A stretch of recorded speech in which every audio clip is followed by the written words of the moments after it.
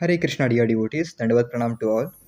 So today we are continuing with the second chapter, Karma Yoga, from the book Message of Godhead, written by His Divine Grace A.C. Bhaktivedanta Swami Śrila Prabhupāda. The leaders therefore must be aware of how to act for benefit of all concerned. First of all, they must understand and practice the real method of Karma Yoga, that is, offering the fruits of one's work to Lord Vishnu. Then they can do actually good for their followers. If the physician himself is diseased, how can he heal others? The physician must heal himself before treating the diseases of the general public. To gratify the senses of the patient is not the business of a real physician. A good, qualified physician cannot indulge the patient by merely satisfying his whims.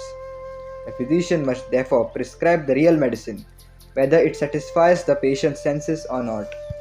The leaders must therefore know that the real disease of the people in general is their aversion to serve the Almighty Godhead Vishnu. So if, instead of treating the people's root disease, that is atheism, the leader simply shows a superficial sympathy for the disease symptoms, certainly there will be no benefit whatsoever for suffering humanity. The real remedy for this disease lies in partaking of the remnants of offerings made to Godhead. This is the ideal diet for the patient. And the medicines include hearing and chanting and remembering the glories of Godhead, worshipping the transcendental form of Godhead, offering Him transcendental service, accepting Him as one's supreme friend, and lastly, surrendering unto Him in all circumstances. The leaders should arrange for this diet and these medicines if they really want to dissipate the sufferings of humanity. It is pleasing to see that the veteran leader Mahatma Gandhi is trying his best to invent a method for bringing in a godly atmosphere all over the world. He is preaching restraint, toleration, moral principles, and so on. But it is not possible to reach the unlimited by any invented method, which must be always limited. The personality of Godhead, Shri Krishna, has therefore said in Bhagavad Gita that after many births, a learned sage surrenders unto him, and that it is rare to see such a Mahatma, who is able to connect everything to Vasudeva, who is the plenary manifestation of Vishnu. The purport is that, while so-called Mahatmas are everywhere, the real Mahatma is he who knows the relationship between Godhead and the manifested world. Such a Mahatma never tries to approach Godhead by any invented method, one concocted through the inductive ascending process of knowledge. Rather, he accepts the deductive descending process, that is, the method that comes down directly from the Supreme Lord or through his bona fide representatives. No one can reach the Lord by ascending process, even after endeavoring for many years. All that is obtained by this ascending process is imperfect, partial, impersonal knowledge, which deviates one from the absolute truth. We can see such signs of imperfections in method of preaching expounded by Gandhiji. Although he chants the name of Ram, he is not aware of the transcendental signs of the name. He is a worshipper of the impersonal Godhead. That is to say, his Godhead is devoid of any transcendental activities. In other words, his Godhead cannot eat, cannot see, and cannot hear.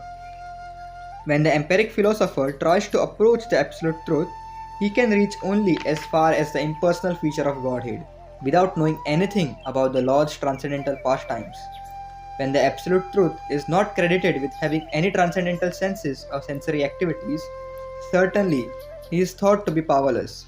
And a powerless Godhead, of course, cannot hear the prayers of his devotees, nor can he ameliorate the distresses of this universe.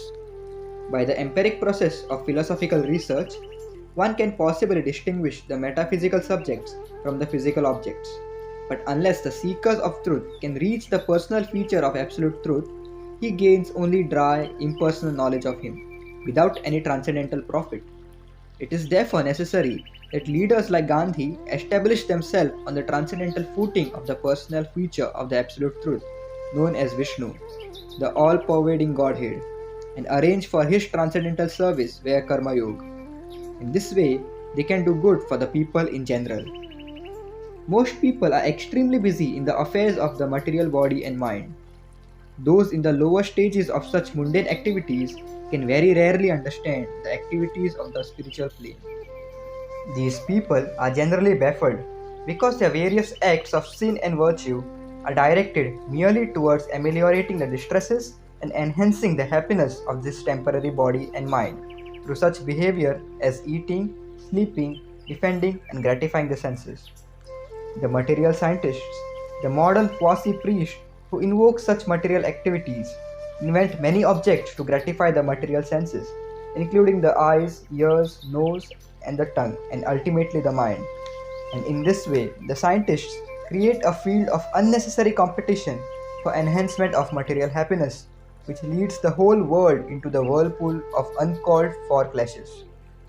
The net result is scarcity all over the world, so much so that even the bare necessities of life, namely food, shelter, and clothing, becomes objects of contention and control. And so there arises all sorts of obstacles to tradition, God-given life of plain living and high thinking. Persons who are a little above such gross materialists believe firmly in life after death, and thus they try to rise a little above the plane of gross sensory enjoyment of this one life. They try to accumulate something for the next life by acts of virtue, just as a man banks some money for future happiness. But these people do not understand that even virtuous acts cannot free one from the bondage of work, as we have explained above. On the contrary, virtuous as well as sinful acts will bind one to the wheel of action and reaction. Neither the sinful nor the pious materialist can understand the essence of Karma Yoga is the only means to attain liberation from the always uncongenial bondage of work. The expert Karma Yogi, therefore, behaves just like an attached materialist, while simultaneously offering the fruits of his work to Vishnu, in order to teach the people in general how to get out of the tangle of action and reaction in ordinary work. In this way, the Karma Yogi himself and the world at large are simultaneously benefited. As the personality of Godhead says in Bhagavad Gita, 3rd chapter 26th verse, O descendant of Bharat, better you continue to perform work like an attached materialist who is not conversant with the transcendental knowledge. In this way, you can recruit men to the path of Karma Yoga. So, those who are aware of transcendental knowledge and who thus are actually learned perform all acts needed for maintaining the body and mind, but they do so with a view to satisfying the transcendental senses of the Supreme Personality of Godhead, Vishnu.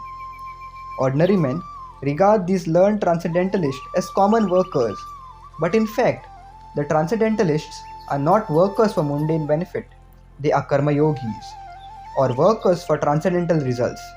And in such transcendental work, the material results are gained automatically, without any separate endeavor. In the present age, we are witnessing an enormous expansion of material activities. Mills and factories, as well as hospitals and other institutions, are now in vogue. In ancient times, there was not so great an expansion of material activities. In those days, the mode of living was simple, and yet the thoughts were sublime. So now there is a very good field of activities for the Karma Yogis, who can engage all the various modern institutions in the transcendental service of Vishnu, for the satisfaction of his transcendental senses.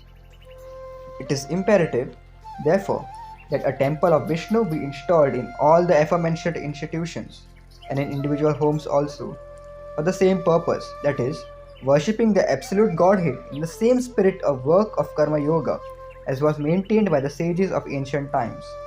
Although the all-pervading personality of Godhead manifests himself into various transcendental eternal forms as incarnations or plenary portions or various partial portions, the sages recommend the worship of eternal dual forms of Shri Shri Lakshmi Narayana, Shri Shri Sita Ram, and Shri Shri Radha Krishna.